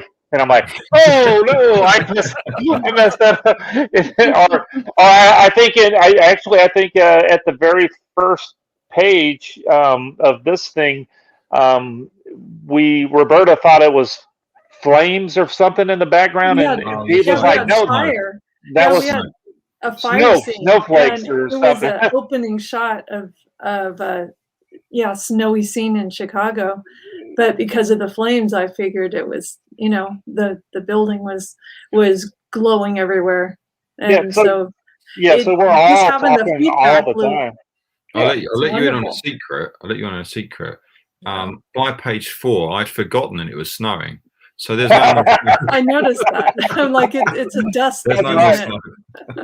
No more It had snow. melted by page 4. All the sun came up and there was no more snow. So it's melted. It's fine. The flames took care of the snow. See, it was simple. But like you were saying with the other stuff, it's seldom that you know, unless you saw them at a convention or whatever. I mean, the stuff the several books that the Spider-Man stuff. One of them was over Ron Lim that I inked some stuff over, and I met him at a show, and always loved his stuff. He was drawing a lot of stuff, so maybe he was just drawing. But anyway, I waited in line, you know, and I said, I said, hey, Rob, I'm Thomas Flormonte, and he's like, yeah, and I'm like, I inked a bunch of your Spider-Man stuff, and he goes, I've had a lot of inkers, and I'm like, okay, all right. I just walked off. I got him to sign the book that I was working on, the latest one. I mean, he was nice, you know, as nice as could be. But yeah, there's just so much, you know, you're cranking the stuff out so fast. It's kind of, you know, unless you're buddy or working in a studio, which is a lot of times, you know, you get your studio mate to help you. That way, you know, if you're working for Marvel or whatever in or DC or whoever it is, and you've got a whole studio of people, then, you know, the penciler, they kind of like it. So the penciler can just hand the pencils to the inker, and the inker just, you know, so that works out pretty good. But most of the time, you barely ever talk to the people unless you're at a convention, that kind of thing. I think that's why we like conventions so much, because we get to Finally see them. Finally, you get you did messed up my pencils. Talk to me again. Well, that really, it makes me happy to hear that, you know, one, you guys like each other. This is a good thing. But that you also have this place where you're watching each other create the comic together. Yeah, it's cool. And this is unique.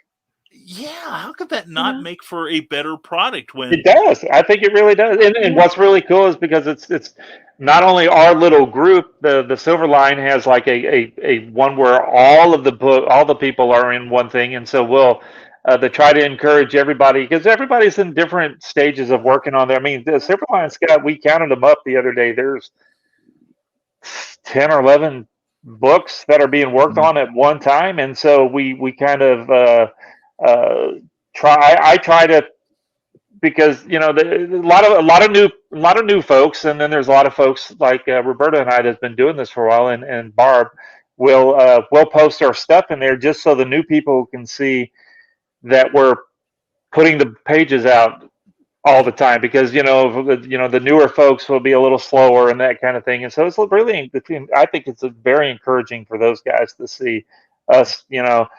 We've got our own full-time jobs too, you know, but we're cranking those books out and putting them out, and you know, and they can see the pages and encourage them to work on their books and get them done and all that kind of stuff. So this is, this is way funner to do this way than it was, you know, back in the 90s and the 2000s. Mm-hmm. And Eric Hawkins, who's also a great illustrator and artist himself, the Zombie Full World of Oz. Get it on Indiegogo in the store there. Mike, what are you doing in here? Blacklist Universe is actually an exceptional penciler and inker. Is that Mike Miller? Am I correct? I think he has done pretty well despite Lee's advice. Yes. and if I've got the wrong name, I apologize. And Blacklist, if you'd like to come on here sometime, we could ruin your reputation too. Anyway, let's see. Here we go. And Sarah says, I can't wait to go to conventions. Many new and exciting experiences to be had. Now, this kind of leads into the next question. How did you guys get through last year with what we call, you know, to keep the bad vibes down, the My Sharona Miley Cyrus Peter pandemic? You know, we want that sweet YouTube money. But anyway, how did the year affect you guys? How did it, you know, and how did you come out of it? You know, how did it's interesting because people are like, how are you working from home? How's things changed? I'm like, well, I'm a comic book penciler. I always work at home. I just sit at a desk all day. I don't talk to people. So it hasn't really changed anything. I just kept doing the same thing. A lot of publishers either closed up or they really trimmed down what they were doing. So the amount of opportunities probably reduced. But I think we've seen a result of that. Lots more creator-owned stuff. People just making their own stuff now. The conventions was a big thing we missed the most, I think. You didn't get to go to any conventions. A lot of conventions got cancelled. And because we're at home all the time or we're working on our own, conventions are just a great way to actually see people. And you get instant feedback on the work you're doing. People come up and talk to you. And so, yeah, to have missed those, I think they're starting again here in the UK as of September. There'll be one or two. But yeah, have missed those a great deal. No, I think it's helped it quite a bit too, and that. Yeah, I think people just making their own stuff now. Yeah.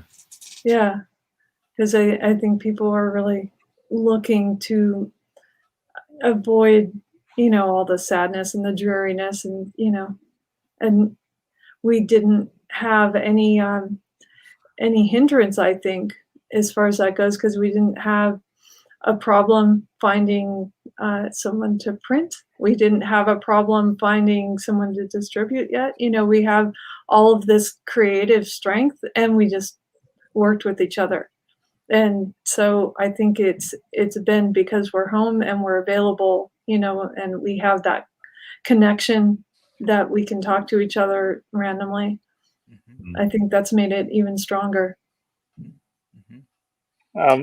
For me, because of the printing business, the Kablam, at the beginning, I guess it was March of last year, when everything started shutting down here in the States and stuff, and no conventions, pretty much everything that Kablam prints was, is for going to conventions and all that kind of stuff. So, needless to say, we got really slow, especially those first 6 months. Luckily, we qualified for a lot of the PPE monies and this, that, and the other. Even though we don't have a lot of people at the office, there, we've always had just a small crew.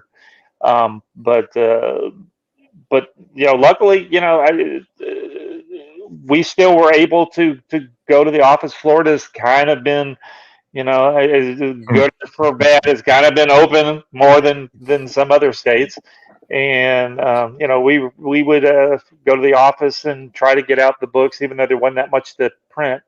But there's plenty of, if you're at the house, like Pete's saying and Roberta's saying, you're at the house, and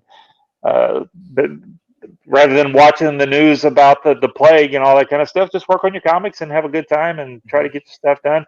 Luckily, my wife was working from home the entire time. She works for the Mouse.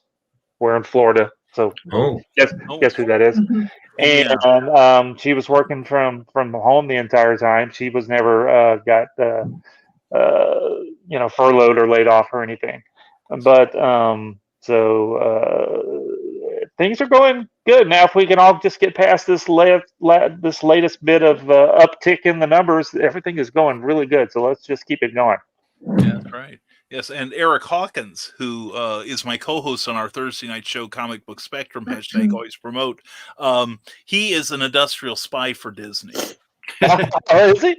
Yeah, he is. He got caught selling a print of The Mandalorian on Etsy, and he got a C and D from it. But they also told him, if you find anyone else that's doing this, please turn them into us. Amazing. So we've all kind of been treading really carefully around him as of late. You never know when he'll turn on you. So anyway, Sarah says things seem much more cookie cutter in the mainstream to continue to aim at the biggest market. And wouldn't you say that's another strength with, say not just independent publishing, but like crowdfunding? Yeah. It's you pretty much find your own audience that way. So you're right, Sarah. You're right.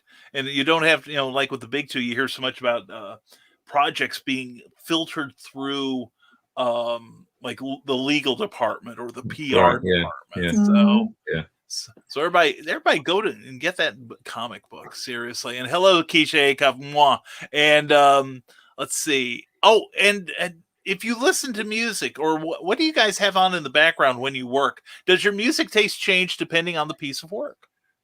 Oh, we've all got our own things. You guys start, and then I'll finish, because y'all are tired of me talking about what I do when I'm drawing.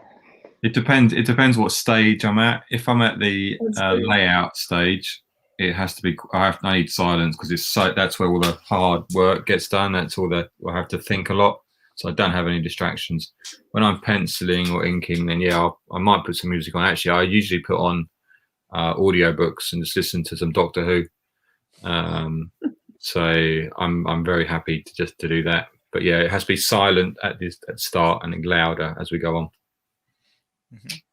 Yeah, I kind of am. I'm almost that way, and that half of the time I think an audiobook is better.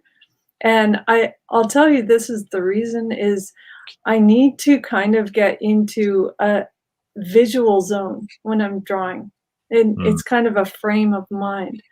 And it's like when you've got too many thoughts in your head, it's helpful to have music that either keeps you moving faster or drowns that out and lets you think about things slower. So I tend to go for either an audiobook or like really fast electronic music.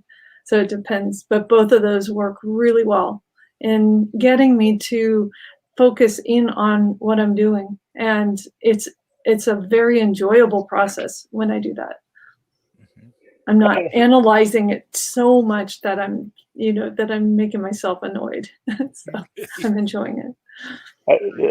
For me, it drives them all crazy. When I'm writing, I'm like Pete. I have to have it quiet, because for some reason I can't write, whatever it is when I'm working out a story, if I'm writing and stuff. But for the rest of it, I'm watching TV while I'm doing all of my inking and stuff. I've been doing that from the very beginning. For me, luckily for me, I had a studio at the very beginning when I was doing the stuff. So back in the 90s, so while my wife was at work, I would go to my studio, and we had a couple of other studio mates that were there. But then when I came home, I still wanted to keep. I kind of was like, well, I'm just sitting here doing nothing, and I'm a fidgeter. I have to always be doing something. So I would be doing art stuff at home. So I learned to sit. My wife would be sitting over here, and I'd be sitting over here, and I'd have all my ink stuff. I'd spill ink on the sofa and on the floor and all kind of. I mean, I'm full on with a bottle of ink and a brush, and and then eventually, I started getting into the brush pens and stuff, so I quit making such a mess. But no, especially with the digital stuff now, where you see me normally when we're doing the podcast, I go somewhere else, or these streams. But this is where I sit when I'm doing my art. Here's my iPad. I usually just sit right here. My big monster TV is right there. My wife sits like right over there, and so we talk and stuff, and we watch TV, and I'm just going and doing all my art, and yeah. So for me, it's I watch TV while this is going on. I wish I could do that. I've missed a lot. Because I can't look at it. I got to hear the dialogue, and I'm like, oh, I missed something. All I'm doing is listening to the dialogue. Every now and again, you'll see me kind of just look up, and so I can kind of see what's going on, and I just use my imagination to figure out what's going on. I mean, I know what the people look like, and I can hear them talking, and I'm like, I know what's going on, and I just keep on drawing or whatever, and just yeah. So I don't know how much TV watching I'm doing, but the TV I'm doing it in front of the TV. The TV. Very cool. Very cool. Yep.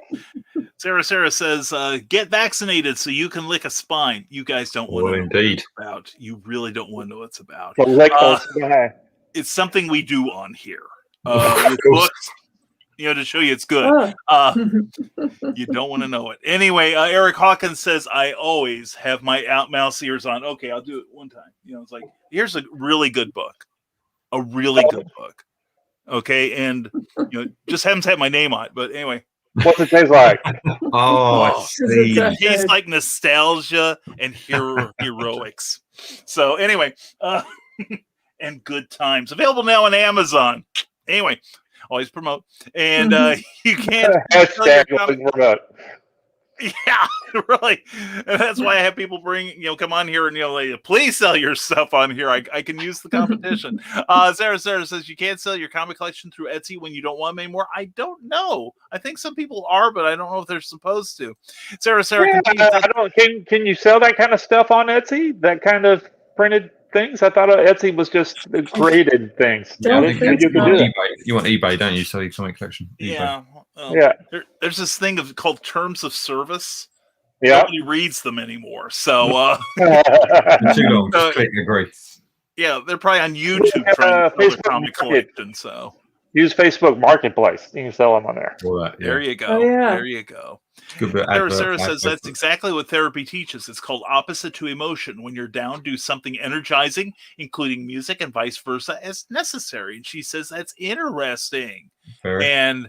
And this is why we do it. Nice yumminess of lickings. I'm glad you like it, Sarah.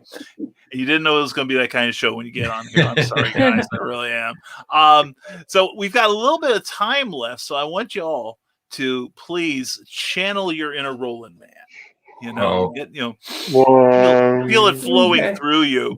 And how they do that? There we go. Yeah, and we're going to be talking about this now. If we got a little bit of time for that, so tell everybody out there, each and every one of you, why they should be backing this amazing project. It's let me move it down just a little bit so you know what it is. It's Silverline Double Feature, band number 1 with Silverline Team Up number 1, and you can go on here and see that there are a number of reward levels for you. You can give them $10 just as an attaboy, or you can get digital copies, special flip books, original art. So I'm going to leave it now to you, the creative team.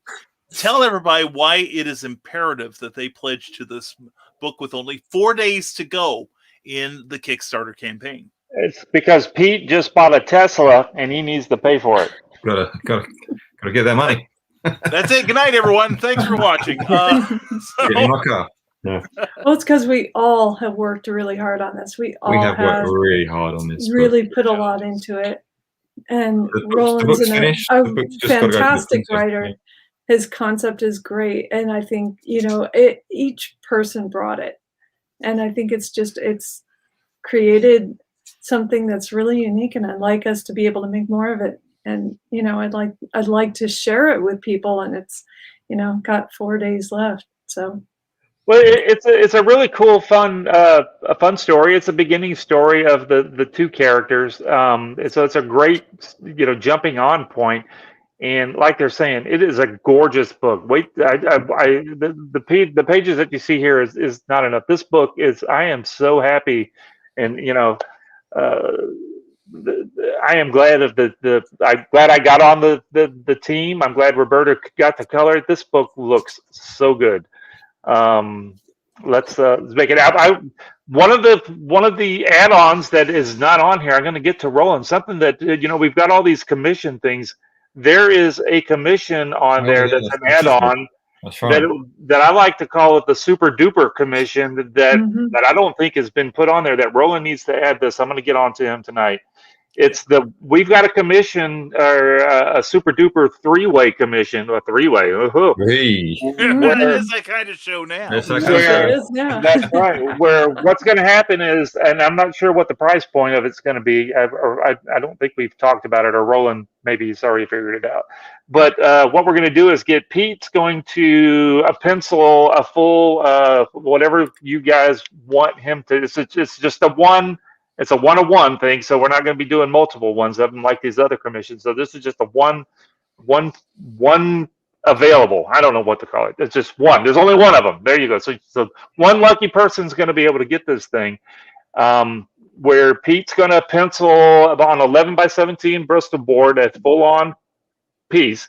Then he's going to scan it in as soon as he's done, and he's going to send the digital file to me, and I'm going to output it Blue Line, and I'm going to ink it on Blue Line. So Pete's going to ship that piece over, the pencils, and then once I finish inking it, I'm going to, scan it in again. Well, I'm going to ink it No, I'm going to ink it on paper because what we're going to do is then I'll scan it in, and Roberta's going to color it, and then we're going to output that and print it on some really nice paper. So whoever gets this thing is going to have 3 11 by 17 of this artwork. So you're going to have a full on 11 by 17 pencils, a full on 11 by 17 inks, and then a full outputted one-time print. We're not going to print multiple. It's not going to be, you're not going to go to a show and then see us printing this, poster pirate style of all these posters of this thing. Just one time done, and that person's going to be able to have all 3 pieces of this artwork and whatever it is that the person wants. So if the person decides that he's going to pay whatever the amount is, and he just wants some dude standing there doing this, then I guess that's what he's going to get, because that's what Pete's going to draw. That's what I'm going to ink, and that's what Roberta's going to color. But wait till I think that is one of the ultimate commission pieces. I call it the super duper commission. So and then we've also got Roland's supposed to announce. I don't know if I'm supposed to show this or not. Am I supposed to? You will. It's right now. I'm doing it. Dun, dun, dun. We've got shiny. Yeah, Roland's probably going to jump back on there pretty soon. We're about to add this on to the add-ons. This is a holographic metallic covers that Kablam's printing, my company, Kablam, that they're going to be one each. So I printed it twice up just so we could see what it looks like. But there's going to be a 1 of 10. It's going to be limited editions. There's only going to be 10 of them available, and that's also going to be in the add-on. So let me stop wiggling it around so you guys can see it. So you see it's total metallic cover. There's the bear. That's and I think this is the actual pieces that we're going to. We're going to go the extra shiny on. Yeah. So so you can see it's metallic background with this burst thing going, and then you got the characters that stand out. This is a beautiful thing, and there's only going to be 10 available of each. So, and they're going to be limited one, blank of 10. So I love the shiny cover too. So there you go. So I'm going to Roland's going to add that tonight too. So we'll get the super duper commission put on there, and I think that'll be a wonderful thing, because just think if you had that big frame of all 3 of those pieces of something that you wanted, So I mean, and it doesn't have to be a Silverline thing if you don't want it. If you want Pete to draw something that he really doesn't like, what do you not like to draw, Pete? Transformers. Pete hates Transformers, so you asked for a Transformer piece. Now, I don't mind inking whatever it is you want to ink. So if it's, if it's Transformers, I'll be more than happy to ink it, and I'm sure Roberta would love to color shiny it. metal, I love it. Shiny metal, but Pete would hate to draw it, so make him draw some Transformers. So so that'll be. Just think you get that big monster thing. I mean, it'd be huge. Just think you put that up on the wall. That would be really cool. I may have to buy that. Perspective too, and lots of characters. Yeah, lots of characters. That'd be great, wouldn't it? 30 characters. Whatever Pete draws, I'm going to ink, and Roberta's going to color. I think that's awesome. I really do. The super duper commission. I don't know what he's going to call it. I think he's calling it. I think he was going to call it the team up commission, because we're 3 of us are teaming up to do it. That's what he called it. That's what I think he's going to call it. Yeah. Nice. The clever fella. I think that's fantastic. And Jay Lindsay asks if there's a way to contact these guys to ask them questions. We will do that when we close out the show, Jake. We're going to tell everybody how you can keep up with these amazing creators here. And Sarah says, sounds like you guys work spectacular together. Oh, love these guys. We're doing good. It's a beautiful book. Yeah. I couldn't have asked for a better group. This is perfect. So the book's all finished? Except for Roland. I don't know about Roland. I hope he's not watching. Is he watching? Roland's a loose cannon. He hasn't broken in yet. I'll keep him out of here. Yeah, don't let him come back on. Yeah, I control that much at least That's around here. And good night, everyone. Good show. Thank you, Jake. Much appreciated. Jake. And good night, Jake. And let's see. There we go. And Keisha Acuff, glad you were here. And I'm glad you 3 were here. Thank you very much for being here tonight. It's been a real pleasure. Thanks for letting us come on. I appreciate it. It was fun. Yeah. Oh, good. Go back that book. Enjoyed that. Fabulous host. Oh, thank you. Very keep good. going. Anyway, but I'm a no, fan of the Fez. Wonderfully fabulous. Fan of the Fez. Yeah. thank you. Fez Oh, I are know. cool. You mentioned Doctor Well, Who the earlier. Fez It is That's how very this cool, thing the started. Fez. Very Doctor Who. Yeah. Because I go to shows, and now if I can't convince them to see my books, I at least start a conversation with that. So That's right. Very good. I only look stupid. So anyway, we're going to go around the room one more time. We'll start with Roberta and go anti-clockwise for Peter's sake here. We're trying to be a good host here. And tell everybody how they can keep up with you and maybe what's next on your plate. Okay, so we'll start with Roberta. Tell everybody how they can keep up with you. Sure. I can be found on Facebook under Roby Conroy and on Instagram, so they can find whatever I'm working on there, and also on the Silverline.com website and on the Facebook group as well for Silverline, because that's what I'm doing. So now the next thing I'm working on is coloring cat and mouse. That's going to be next. So looking forward to that. Super. Roberta Conroy, thank you so much. And Thank now you. we'll give it to Peter Clinton. Oh, hi. Yeah, you can find me. Just type into the Google Peter Clinton Art, A-R-T, and that will take you to my Instagram, Facebook, website, Twitter, the TikTok. There's not much to look at on TikTok. I don't dance, so don't expect much. And Silverline and the Silverline Team Up Instagram page. Yeah, I'm just type in Peter Clinton Art and you'll be there. I'll find me there. And what am I doing next? I'm just finishing up Trump's issue 4, which is going to wrap up the first series of Trump's. So I'm finishing off that series, and then I'm finishing the rest of Silverline Team Up. Super. Well, thank you very much, Peter Clinton. Thanks for Appreciate having you me. very much. Been good fun. Definitely a good time. And Thomas Floramonte Jr., tell everybody how they can keep up with your amazing exploits. Just go on the Google and type in Thomas Floramonte. Let me spell it: Florimonte. Everybody spells it wrong, but that's how you spell it. But you can go to infernostudios.com and see about all my other. There's links and stuff there. I'm on Facebook. If you look up Tommy Floramonte, you'll find other silly stuff like my mountain bike rides and stuff. You probably don't want to see any of that, but go to Thomas Floramonte Jr. on Facebook and you'll find me there. And I do have a TikTok page. It's Tommy Don't TikTok. And if I get, by the end of the next hour, I'm going to count it. If I get 20 more followers, I'll do a dance video. No, I won't. Oh dear. The gauntlet has been hurled. That's right. Thank you, Thomas. I appreciate it very much. I appreciate all of you being here. Please, I'm going to mute you all and put you in the background again, and please stick around so I can say goodnight to you properly. Okay? All right, cool. Thanks, everybody. Thank you. Thanks, everybody. All right. Thank you, guys, and appreciate them. Put me on the screen. All right, there we go. Still so technical here. But anyway, thank you to Roland Mann and to all these wonderful people for appearing on Clever Tile Pending tonight. Hope that you had a good time, too, out in the audience. And fabulous panel. Thank you very much, Sarah, and thank you all for your great comments and questions. Sorry we couldn't get to all of them.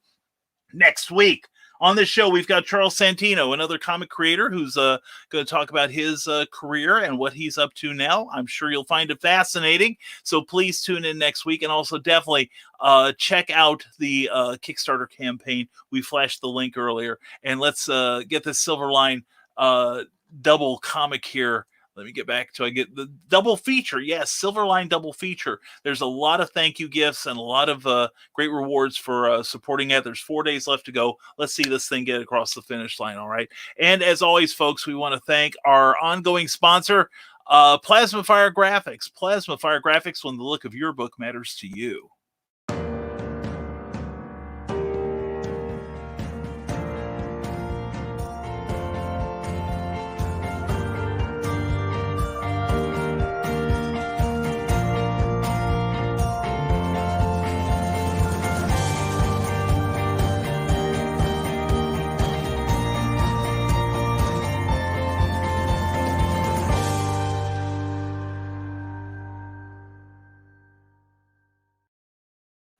Plasma Fire Graphics does great work. They did the cover to my latest release, Snow Ambition, part of the Snow Short series by Bobby Nash. Check it out. It's available now for 99 cents on Amazon. It's a quick read crime thriller. And please check out Plasma Fire Graphics. Check out their Facebook page and check out their webpage at plasmafiregraphics.com. Plasma Fire Graphics, when the look of your book matters to you. Also, check out our Patreon page, www.patreon.com/Brian K. Morris. You guys help keep this show and our other broadcasts on the air due to your monthly support. It just takes $1 and you can be in and you can see all kinds of cool stuff that regular people don't get to see. So check us out again at www.patreon.com/Brian K. Morris. Also check out the Rising Tide Broadcast Network. We've got your entertainment and information covered 7 days a week. Tomorrow morning, I'll be back with the interactive conversation show. Never mind the Furthermore. And then tomorrow night at 7 p.m., Glenn B. Fleming and Ted Davies will be hosting I've got it written. No, I can't read the writing. Anyway, no, it's the Truth Mongers. That's it. I had a moment there. It's time for me to hand in my car keys. Anyway, folks, check out that great show. It's a really good show if you're into conspiracy theories. Lots of great stuff happening. So anyway, sorry I botched that one. But anyway, thank you all for being here, and we hope you have a great evening. We'll see you next week with Charles Santino. And so in the meantime, folks, as always, stay safe, stay smart, wash your hands, and never apologize for being awesome. We'll see you next week on Clever Tile Pending. Take care, everyone.